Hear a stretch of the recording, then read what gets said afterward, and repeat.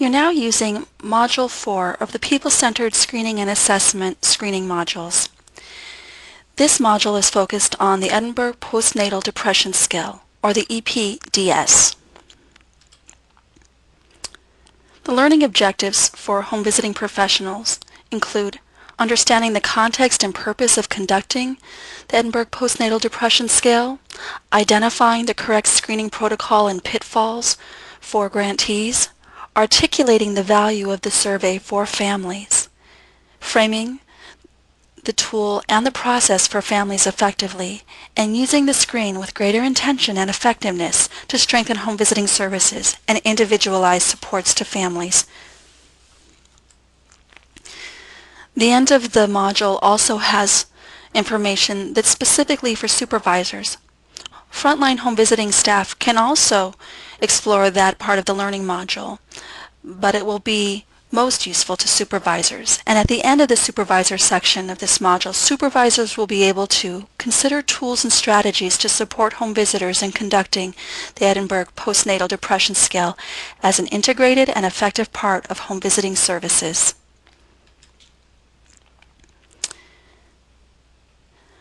Why screening matters. There's an important quote that can be helpful to people who are thinking about this screening task that's from the Center on the Developing Child at Harvard University. Because chronic and severe maternal depression has potentially far-reaching harmful effects on families and children, its widespread occurrence can undermine the future prosperity and well-being of society as a whole. When children grow up in an environment of mental illness, the development of their brains may be seriously weakened, with implications for their ability to learn, as well as for their own later physical and mental health. When interventions are not available to ensure mothers' well-being and children's healthy development, the missed opportunities can be substantial.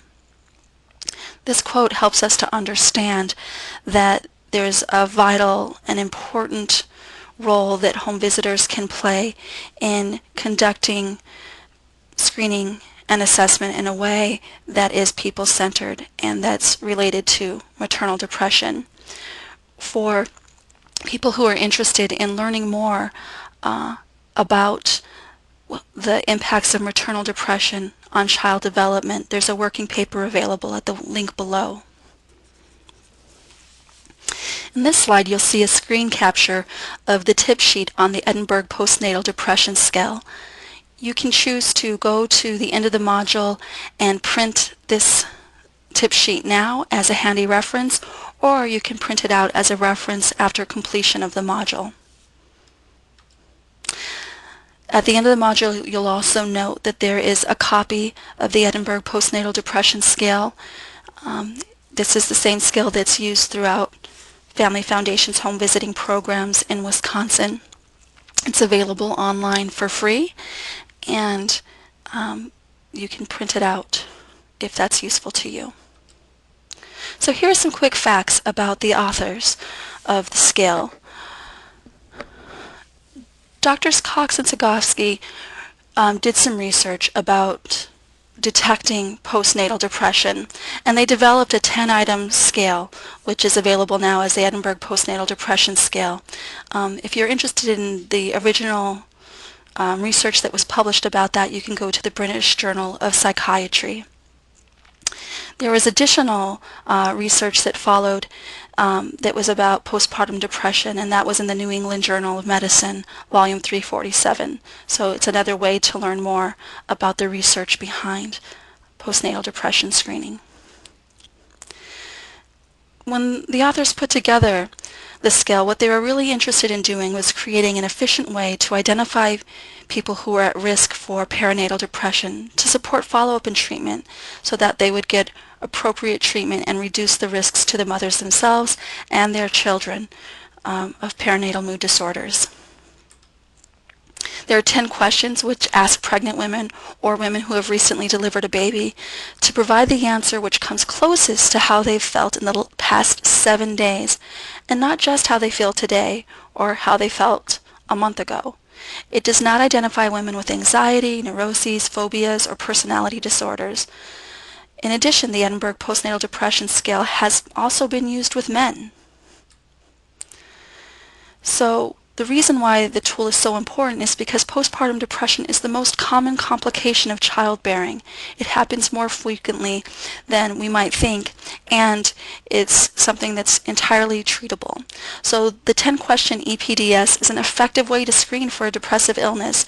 While the tool does not lead to a diagnosis, it does give home visitors and the person who's completing the screen an opportunity to consider if there's need for additional support.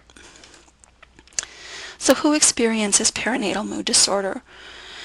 Depending on the source, we learn that anywhere from 10 to 20% of new mothers experience postpartum depression that's triggered by childbirth.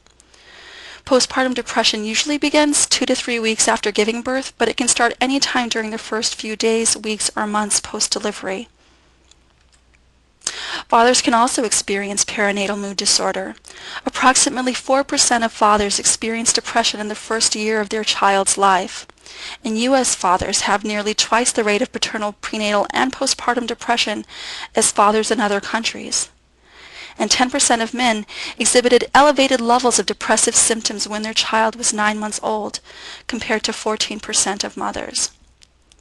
So we know that it is a real issue among fathers as well, and it's not as well researched or understood, but we know that it's an issue. And so for those programs that are electing to screen fathers as well, there's some good information about how to do that in a people-centered way.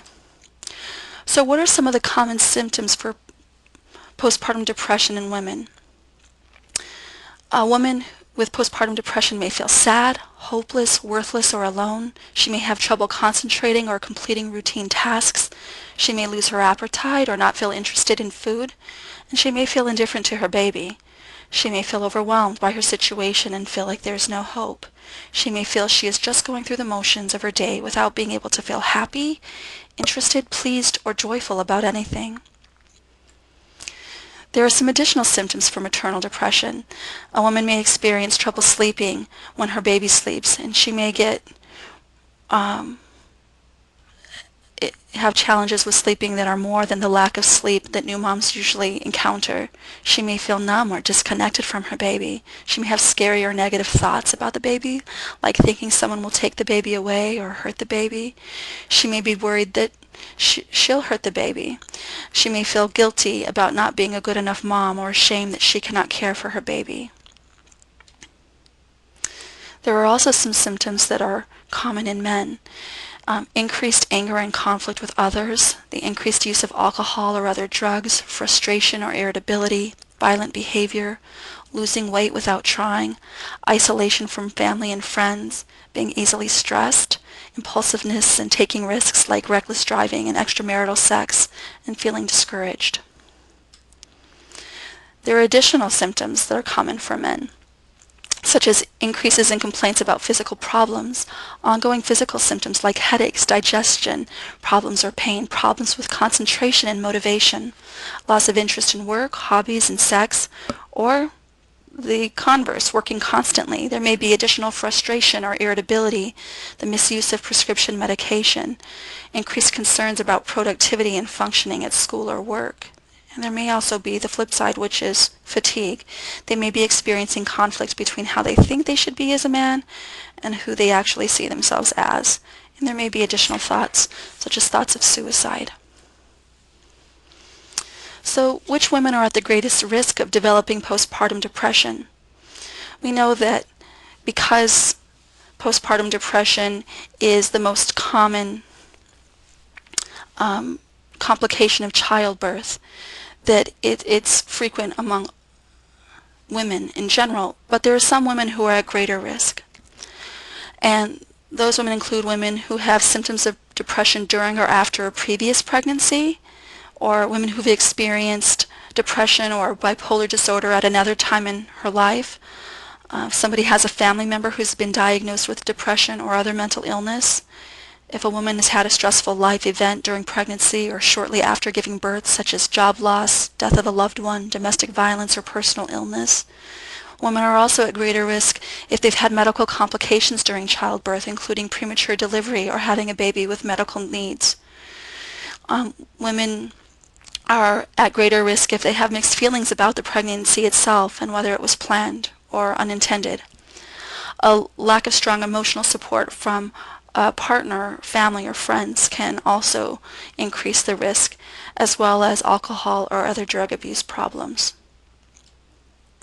So what leads to men developing postpartum depression?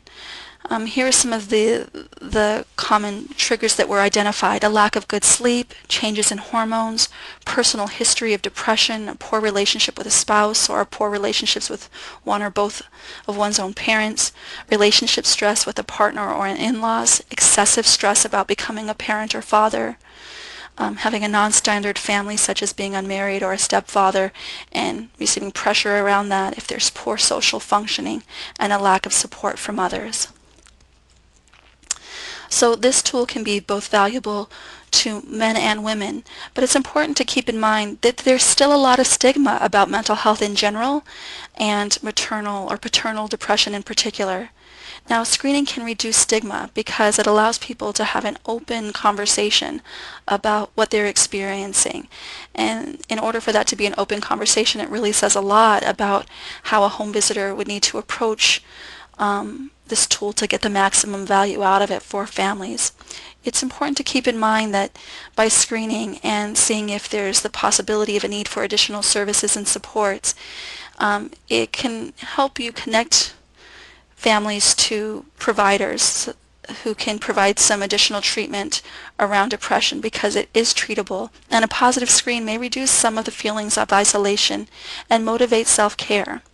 It can take something that they're focused on very much internally and make it external and easier to see and respond to. The treatment of depression can reduce suffering, and so by conducting the screen and making sure that there's appropriate follow-up, a lot can be done to support the health and well-being of both parents and children. So here's some things to keep in mind when getting started with delivering the Edinburgh Postnatal Depression Scale. Again, it's really important, if you're going to do this in a people-centered way, to be compassionate, open, and respectful when introducing the tool, and to make sure that the person completing it can speak freely and safely.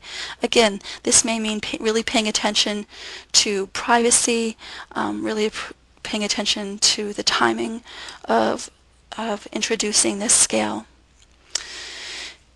Another thing that you need to do is pay attention to how you frame it, so that way the person who you're screening really knows what you're looking for, and so emphasize to them that you'll be looking for a response that comes closest to how they've been feeling the past 7 days. And then keep in mind that you want to complete the tool between 2 weeks and 60 days postpartum, and that's one of the benchmark requirements for grantees. In concerning cases, it may be useful to repeat the tool after 2 weeks to monitor risk. So I want to take a moment to think together about completing the tool between 2 weeks and 60 days and the idea of continuing to repeat the use of the tool. So by completing the tool between 2 weeks and 60 days postpartum, not only does that meet the benchmark, but that also meets what we learned earlier in the research about when the first signs of depression may show up. And the purpose of repeating the screen, even though it's not a requirement of the benchmarks, later on if you've seen concerning responses the first time, is that by continuing to keep that conversation and that dialogue open, it also keeps open the opportunity for ongoing support. So during the screening discussion, it's really important to frame that conversation in a way that is useful and is also thorough. So all of the items in the screen must be completed. Care should be taken to avoid the possibility of the mother discussing her answers while completing it. We really want to understand where the respondent is coming from, their ideas, their experiences about the last 7 days. It should be completed by herself unless she has limited literacy. If that's the case, then the home visitor can read the screen item by item and right, the response is giving a copy to both the mother and keeping a copy for oneself. Scoring in Wisconsin has been set at a more sensitive cutoff to encourage compassionate conversations about particular symptoms and an individualized determination of the need for more frequent screening or referral. And so while a score of 13 or more is likely to be suffering from a depressive disorder, a careful clinical assessment should be completed by a qualified person. Mental health partners specializing in home visiting in Wisconsin identified that lower cutoff score of 9 based on research and risk factors. And so if somebody scores a 9, it's important to follow the protocol of having that follow-up conversation and not waiting until it's a 13. Any yes and quite often or sometimes response related to suicidality or question 10 requires immediate follow-up with a healthcare provider. It's important that you follow your agency's protocol related to this follow-up, and that if somebody has answered yes, chances are very likely that they are in a vulnerable and perhaps dangerous place and need to seek and receive professional support to get well and to be safe. So in addition, it's important to do a referral as appropriate upon a positive screen within 60 days of completion of the scale. It's also important to screen and follow up with information and entering data into Sphere. There are some potential pitfalls with completing the Edinburgh Postnatal Depression Scale. We really need to keep in mind that this scale is not a diagnostic tool and results should not be shared as a diagnosis. It's important to clearly state that the results are not a diagnosis.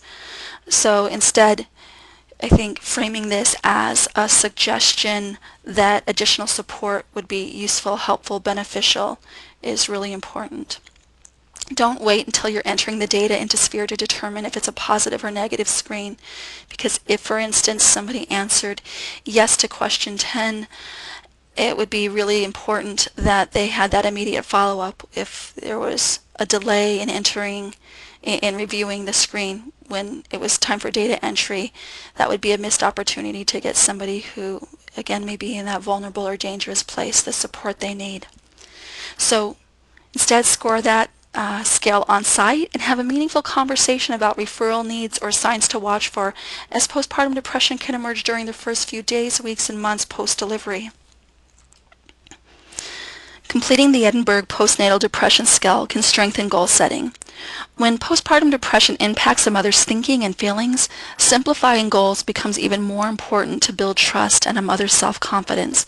So rather than trying to focus on very global goals such as improving routines, a more concrete and specific goal around we're going to work on improving brushing teeth after breakfast and after dinner on weekdays and weekends can be more helpful. So by taking an overall goal and focusing on a particular aspect of that goal, it can be more manageable. Not only is it a best practice to have manageable goals in general in home visiting, it's particularly important when someone's thinking and feelings are being interfered with by depression. Understanding the mother's mental health can provide insight into child development and parent-child attachment, and it can also help the home visitor to really understand ways to strengthen, reinforce, and emphasize opportunities for modeling as well as encouraging that relationship. When a mother is experiencing depression and is managing to maintain positive interactions with their child, it can be very helpful to give voice to how the child must be experiencing that and feeling that. So if you notice a mom gently hugging and carefully feeding a baby, to say, you know, your baby looks like they're so happy to be held and loved and fed so caringly. Gosh, do you see the way she's really taking the bottle and the way she's making eye contact with you. By noticing in those moments, it can help build the mother's ability to see the strength, even if her view of the relationship is distorted or her actual experience of the relationship isn't the ideal she wants for herself and her child. Screening gives insight to home visitors about barriers families may be experiencing in meeting goals. A mother may be having difficulty with problem solving and follow through while depressed, and if that's known, then making goals even more manageable or focusing on aspects of a goal can be really helpful. So when thinking about the Edinburgh Postnatal Depression Scale, it's important to think about how to introduce it to families in a way that is friendly, supportive, and useful. So some things to keep in mind is that this survey can be a valuable strategy to supporting a family's own motivation to make positive changes. Again, when you have conversations about mental health and respond to those conversations and needs that may arise with compassion and openness and emphasizing a family's own control of what they do with information, it can really strengthen their motivation to address issues in their own life. So later on in this module, you'll notice that there are some talking points or scripts that are available, and the intention behind these is not that they be memorized. Instead, they're just a guide for how to develop effective communication with families, and strongly encourage you to really focus on intention and the language that you already use, but if there are helpful phrases or ideas that you'd like to make your own, you're certainly welcome to do that with the information in the modules. So if you really want to send the message to mothers that you're not singling them out for this screen because of a particular concern about them, then one way to do that is as follows. We ask these questions to all families we work with because at least 1 in 10 women who've recently had a baby are at risk for depression. It's nothing to be ashamed of, and it can be treated so that women and their babies can connect and enjoy each other. We ask these questions of all men and women we work with because it's not uncommon for women and men to suffer from postpartum depression. It's nothing to be ashamed of, and it can be treated so that parents and their babies can connect, be healthy, and enjoy each other. It's also important when approaching mental health to convey compassion. And here's an example of how to do that when introducing the scale. Having a new baby is an important and sometimes difficult change in any family. Sometimes it's hard to know if our feelings are normal or a possible problem. This screen will provide you with valuable information. You'll know whether or not it might be helpful to talk with a medical provider about how you're feeling since giving birth. It will also help me to understand if there are any additional resources I should help you to connect to. It also helps to be open and clear. And here's an example of how to do that when introducing the scale. We're required to invite all families who've recently delivered to complete a depression screen. This tool will not diagnose you. That's not my role. It will provide both of us with information about emotional needs that might benefit from additional support. Some people find comfort in having more information. One of the good things about identifying needs early is that parents or guardians and their children are much better off when emotional needs are addressed. Any questions before we complete it? It's also important to keep families in the driver's seat and to emphasize parent control. And here's one way to do that. Please complete the screen. If you'd like me to explain a question, I can help. When you're done with the screen, I'll take a few minutes to review it so we can discuss your answers. Then we can talk about any follow-up that makes sense.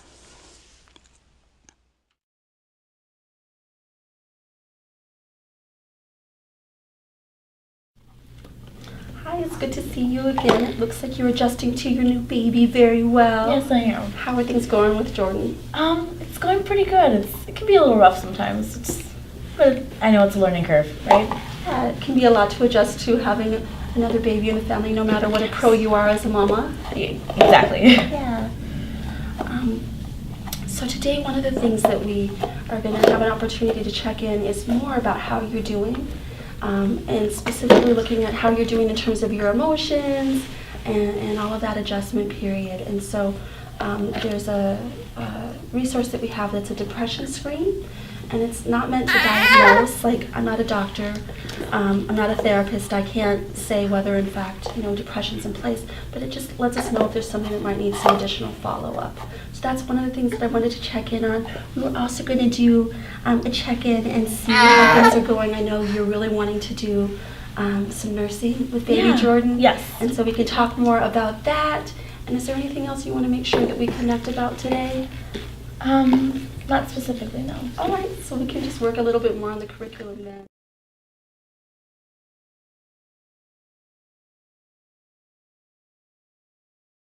So this was the postnatal depression scale that we were just talking about. And would you like a pen too? So if you'd like to, hi, are you ready to come out? Or do you want to stay in? Would you like your own paper? Mama, is it okay if I hand him paper too? Sure. Here you go. This is for you. This is for you. It's all yours. So I don't get these very often. I know. Enjoy. My kiddos were literally like to take naps and shred them. It was like the best hard shred distraction ever. How the kids the AAA max. So, yeah. So, we're going to go through these, and we're really just focusing in on the last 7 days. Okay. And so, we'll go through them together like you asked. So the first one says, I've been able to laugh and see the funny side of things. Does that feel like it's as much as you always could? Not quite so much? Definitely not so much, or not at all? I guess not quite so much now. All right. And then the next one is looking at, I've looked forward with enjoyment to things. Do you feel like that's as much as ever? Rather less than you used to? Definitely less? Or hardly at all? Maybe in the middle, like rather less than I used to. Okay. So you're not feeling quite yourself, No. but not quite unlike yourself either. Exactly. All right. The next one says, I blamed myself unnecessarily when things went wrong. Do you find yourself doing that most of the time, some of the time, very often, or never? Most of the time. Most of the time? All right. Thank you. The next question says, I've been anxious or worried for no good reason.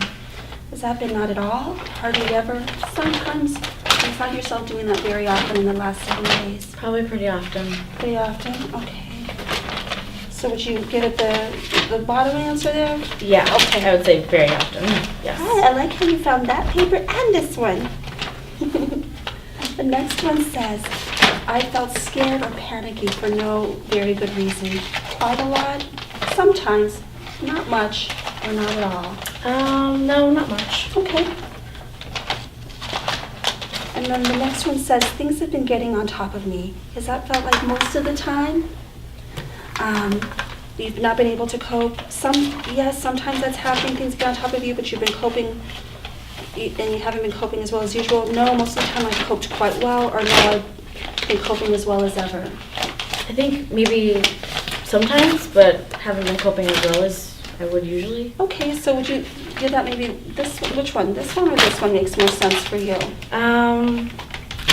Sometimes. Sometimes, okay. And then the next question says, I've been so unhappy that I've had difficulty sleeping. Has that been most of the time, sometimes, very often, or not very often, or not at all? I guess only occasionally, since I don't get as much sleep as I used to. Right. So show me which one makes the most sense for you. Feels like most where you're at in the last 7 days. I don't know. Maybe not. I just feel like I'm in the middle of the road. I don't feel either or. Yeah, so it's not that you're really unhappy so you're not sleeping, it's just your sleep in general has been thrown off. Right, exactly. And so is it fair to say that it's not very often that it's about unhappiness, it's just about being in your mama? Exactly, Okay, yep. all right. What do you think? The next one says, I felt sad or miserable. Yes, most of the time, quite often, not very often, or no, not at all. Not very often. Okay. So while there's maybe more worry or anxiousness, it's not really that you're feeling miserable. No. Okay, just want to make sure I'm getting where you're coming from. The next question says, I've been so unhappy that I've been crying. Yes, most of the time, quite often, occasionally, or never? No, never. Okay. There you go. Is that tasty? And then the last one says, the thought of harming myself has occurred to me. Yes, quite often, sometimes, hardly ever, or never. I'd say Hi. So what I'd like to do now, if it's okay with you, is just take a few minutes to look at your answers, to score them, and you can see how I'm scoring, so that way, we're both on the same page, and then talk about if there's any next steps. Sounds good. Before I do that, is there anything that you can think of for sure that you know, regardless of what the score is, that you'd like some follow-up around in terms of this? I don't know, maybe just help coping with being a new mom, if that makes sense. Not really just feeling unsure. Yeah, that makes a lot of sense, and I really appreciate you putting that out there. And what about you? What are you thinking, sweetie? Do you want to come here? You just had an opportunity to watch 2 videos. The first video looked at how the Edinburgh Postnatal Depression Scale is introduced. The second video showed some examples of going through the scale in a simulation. What were some of the skills or strategies that were used to follow the protocol and keep the survey warm and supportive? What skills or strategies do you use to integrate screening as a natural part of a home visit? Take a moment to make some notes for yourself to strengthen the way that you approach introducing and talking about the Edinburgh Postnatal Depression Scale. Sophia, thanks for giving me a few minutes to take a look at it. And I want to tell you a little bit about how we scored. So you might have noticed that some of the questions were framed kind of in a more kind of positive way, and some were framed more in terms of things that are challenging. And so we score those each differently. So what we do is we give it in each a point value. And so what I found is that out of a total of 30 possible points, there were 9 things that came up as maybe being potential concerns, right? So, and so right now, it's not at a level where I think, you need to be really concerned, but it sounds like some things that are harder. And as we were saying, when we were finishing it up before, for you, it's not that, you're feeling depressed all the time. You don't see yourself that way. You're feeling more like, hey, it's just adjusting to a new baby. And Exactly. Life is challenging. And so I wonder, does it seem like it would be helpful to work on that in terms of your home visit and really focus in on some of the coping strategies? Or does it feel like it might be even more helpful to talk to your doctor about it? Do you have a sense of what works best for you? I think maybe just some coping strategies, because I don't feel like it's overly concern for me, but I would like to know if there's ways that I could feel better. I thank you for saying that, because you're right under the cutoff of it being something where we probably, encourage a referral. And I'm wondering if maybe it even makes sense to check in on this a little more frequently. Like next month, maybe we could do it again and see how things are going once you're trying the different coping strategies. That would be great. Cool. Yes. And when you think about those coping strategies, are there some things that have worked for you in the past that you want to work for you now, but they're just not quite working? Not that I can think of. I think just in general, maybe just learning some different things, and nothing specifically comes to mind. Yeah. Are there some things that, are you okay if I could share some ideas of things that I've noticed really working for families? Yeah, that would be great. In this last video in this module, you had an opportunity to look at how to have a conversation once a screening has been completed and there's a need to do follow-up. So in this video, how did the home visitor send the message to the parent or guardian that the survey was more than a required exercise or paperwork? What kind of follow-up did the parent or guardian and home visitor each need to do, if any? And how might the information learned in this survey influence how a home visitor works with this parent or guardian? When conducting screening and assessment related to maternal depression, there are some strategies that are reflective that can help during home visits. They include asking open-ended questions about what the mom or parent thinks the score means, affirming the mom or parent's ability to think carefully about her own well-being, asking parents to share ideas they have about how understanding their own well-being can affect their child's well-being. If a parent has a concerning score and mixed feelings about follow-up, explore the parent's ambivalence about follow-up. And another strategy to remain reflective during home visits that are focused on depression is to ask the mother to explore friends and family who she trusts that may be available to spend time regularly with the infant and toddler to boost positive interactions and provide support to her during this period. There are also reflective strategies that can be helpful in subsequent or future visits following the Edinburgh Postnatal Depression Scale. If concern about the possibility of postpartum depression persists, balance sharing concern with conveying confidence in the parent. So encourage the parent to seek support and emphasize that depression is treatable. Provide support to positive interactions with their child, including active modeling, coaching, voicing the baby's feelings and responses, and affirmations. Avoid warning, shaming, or pushing for follow-up, unless, of course, there's concern about suicidality. Suicide is non-negotiable and should be followed up on immediately following your agency's protocol and making sure that a medical provider is contacted during the visit. It can also be very helpful to develop a safety plan in which the mother identifies how she will know if she needs more help. After home visits, having reflective exercises can also be very useful, so communicating regularly with your supervisor to determine if greater intervention is in order can be very helpful. Document your follow-up that's been completed and which tasks remain, so that way you can stay on track with being helpful and focused on the needs of that particular family. During group reflective practice, explore strategies with colleagues to engage the mother in positive interactions with the child. And explore strategies and tips with your supervisor about having courageous conversations with parents about mental health.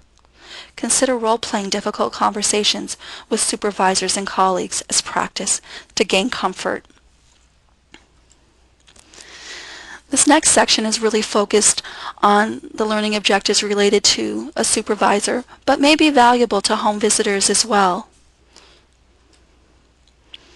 One of the things that supervisors can do to really support home visitors around conducting the Edinburgh Postnatal Depression Scale in a people-centered way is to create a workplace environment that prepares staff to be successful.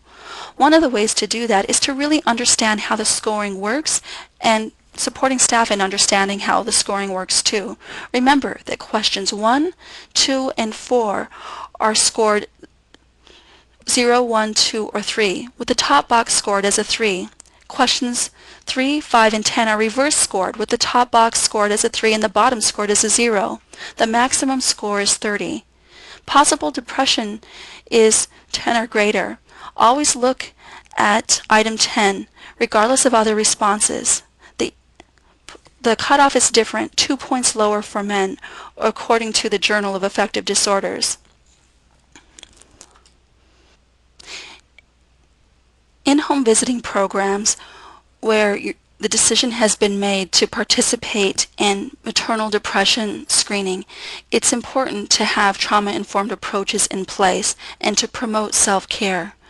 By providing regular, dependable, reflective supervision, home visitors and supervisors can have confidence that there is a way to systematically address, understand, and unpackage the feelings and ideas, as well as engage in problem solving around meeting the needs of families who are experiencing depression. Another important way to promote self-care is to honor time off policies and make sure that when people are off from work that they are really off and have an opportunity to take care of themselves, to rejuvenate, and to connect with their own families. Managing caseloads to align with model standards is really important. When people have a challenging caseload, it's important that they are serving plenty of families so that many families get access to services, but not so many families that they're not able to adequately address the depth and intensity of needs that present themselves. By modeling healthy work-life balance as a supervisor, you're sending a strong message to health educators that self-care is important. And by encouraging the use of employee assistance programs when appropriate, you can send the message that it's okay to need help that goes outside of supervision when it comes to processing the content of what's happening and the process of what's happening in home visiting relationships. Another way to support the successful administration of the Edinburgh Postnatal Depression Scale is to think about it on the front end when recruiting home visitors. Letting potential home visitors know that screening for depression and discussing screening results as a part of the job responsibilities and is non-negotiable is important. This helps candidates for the position decide whether or not it's a good fit for them, and it also helps the home visiting supervisor and home visiting team decide whether the candidate is a good fit. By giving candidates a few minutes to review the Edinburgh Postnatal Depression Scale and role play, asking a mom to complete it, you're able to understand how they would approach a screening process by also going into information about how they might share screening results during the interview and having a simulation. Home visiting hiring teams can make a better decision about whether or not it's a good fit.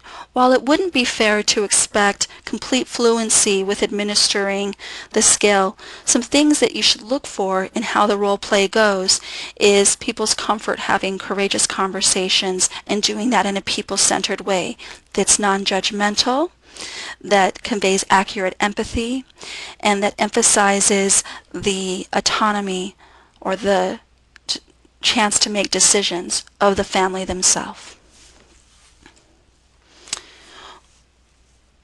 Once home visiting staff have been recruited, it's also important to make sure that they are oriented well. So, some information that's really important to get across to new home visiting staff is the amount of perinatal mood disorders in the general population and in your program. If you don't have program-specific data, it's okay to share information that's available in the benchmarks report that's statewide. Also, by describing the impacts of depression on parent-child bonding, you're able to help home visiting staff understand the implications for child development.